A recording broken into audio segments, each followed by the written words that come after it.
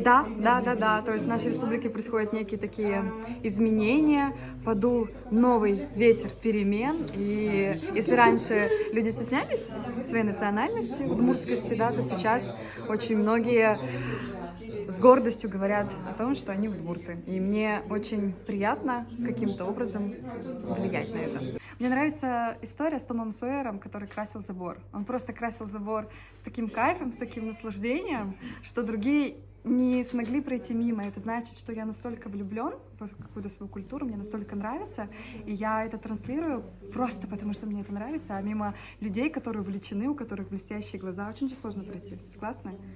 Можно так, а можно там обязательно вы должны, все, на культурно-нравственный подъем. Такое не работает. Смотрю на кого Мисс Ильнара, подписано? Башкортостан, Володя Айсвидарли, это Хант, я его смотрю, потом